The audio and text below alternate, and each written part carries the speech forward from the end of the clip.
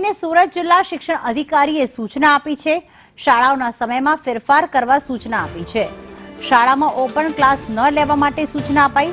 સાથે એવું પણ કહેવામાં આવ્યું કે સમય સવારે 6 થી 11 વાગ્યા સુધી રાખી શકાય છે અને બપોરની પાળીમાં સ્કૂલના સમયમાં ફેરફાર કરી શકાય છે। હવામાન વિભાગે આ વખતે ચેતવણી આપી છે કે આ વખતે આકરી ગરમી પડે છે, ત્યારે સુરતનું શિક્ષણ વિભાગ છે તે હરકતમાં આવ્યું છે અને તમામ શાળાઓને સૂચના આપવામાં આવી છે કે તેમના સમયમાં ફેરફાર કરવામાં આવે। ત્યારે શિક્ષણ અધિકારી આપણી સાથે છે, તેમની સાથે વાત કરીશું। સાહેબ, કઈ રીતના ફેરફારનો આદેશ આપવામાં આવ્યો છે? સુરત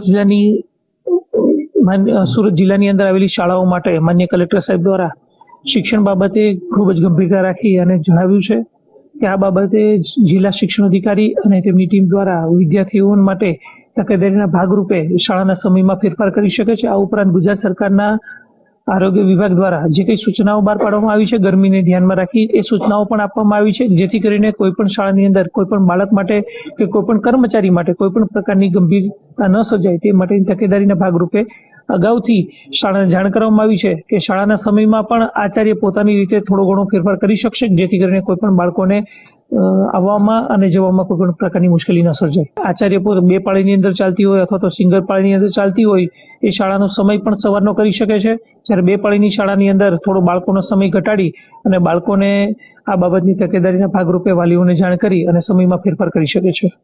બિલકુલ, તો સુરત શિક્ષણ વિભાગ તરફથી મોટો નિર્ણય લેવામાં આવ્યો છે, કારણ કે હવામાન વિભાગે આ વખતે જે આગાહી કરી છે કે તાપતી ગરમી માટે તૈયાર રહેજો, ત્યારે બાળકોને આ ગરમી કે લૂની અસર નહીં પડે તેના માટે શિક્ષણ વિભાગ દ્વારા આ નિર્ણય લેવામાં આવ્યો છે।